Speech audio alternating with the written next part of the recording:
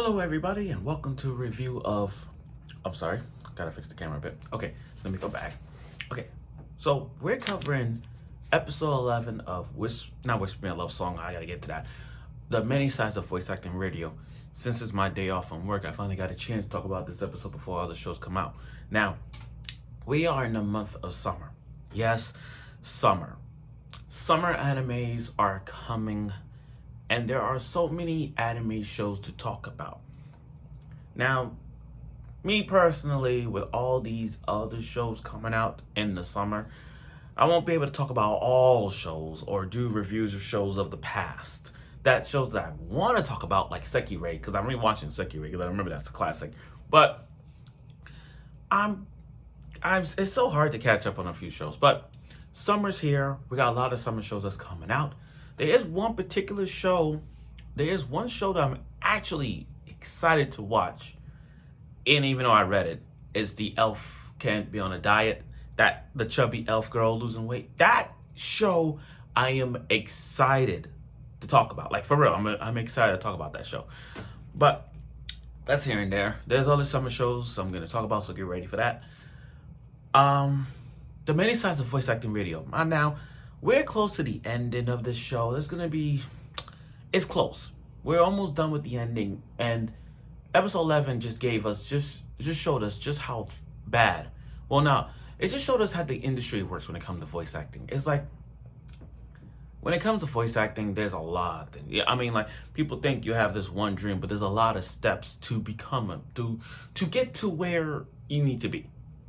And like this episode, you're dealing with a lot, and this was the center point of all this. So, without further ado, let's get right to it with the many sides of voice acting radio episode 11 review. Because again, we're going to the end, and next week is the last episode. Okay, so let's talk about Yumiko.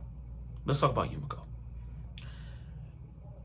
is why Yumiko is doing. This is why there's a lot of pressure on Yumiko. You know. The voice actress who played Kokoro from Bang Dream is actually doing a fantastic job playing as her, for real. And I met her once when she was Anime YC, but that's a different topic in another way. But she's doing a fantastic job playing as her. Now, Yumiko is going through so much. You know, her goal of becoming a voice actor has been a part of her life. Like, her backstory explains why she loves voice acting. It's because I'm not saying it's basic, but that's who we are when we watch shows. Like, I bet you guys have watched a movie. I bet y'all read the mangas.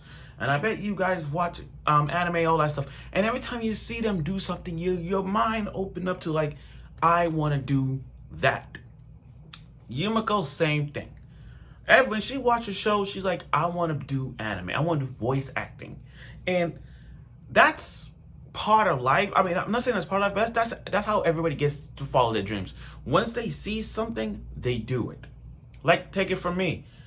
I do YouTube videos not because I don't want to, just not because I don't like YouTube videos. I just want to do YouTube videos just to not be famous, but get to know me and get to meet some famous YouTubers and give me some feedback, and not being the next famous YouTuber, but at least YouTube for fun. You know, do I want to see if it's for job? Yeah. But for me personally, I like doing YouTube videos because all those YouTubers that I've watched talk about anime inspired me to talk about it on a regular basis.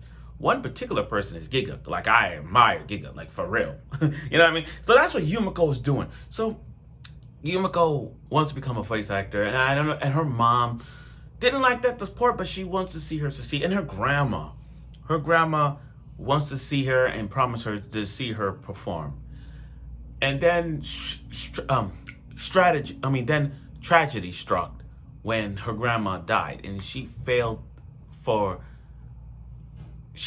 Like, she put down on herself because she thinks she felt she'll let her grandma down because she didn't get a chance to see her do voice acting. You know, it was so sad to see that state. That state reminds me of Rent a Girlfriend, when Chizu didn't know what to do, and then when she saw her grandma become an actress, she's like, I want to become an actress like my grandma. And then sad happens when her grandfather died, didn't get to see his perform, and then we fast forward to right now. We fast forward to when her grandma died. Chizu's grandma died. Didn't get a chance. Like, she saw her performance before she died. So it's like that right there is so sad to see that. I mean, her Yumiko's grandma gave her so much money. I mean, pay for her voice acting classes, all that. Now, during the time that Yumiko was going to voice acting classes or whatnot, she's been getting a lot of pressure and a lot of tweet feeds about her saying, ew, this character doing this. Oh, why she's playing that role? You know, there was a lot of stress. And this is what it shows you. This social media thing going on.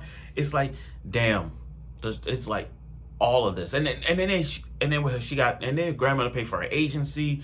But she still can't, but Yumiko still thinks she knows she got it. She just gotta find it. But every time she's voice acting, is like, dang, she cannot do it.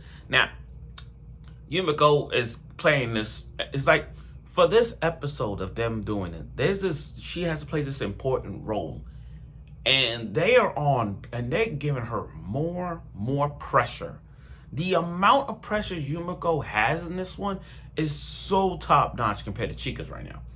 Because the thing is, Chika, when it comes to voice acting, Chika is there and Yumiko is there.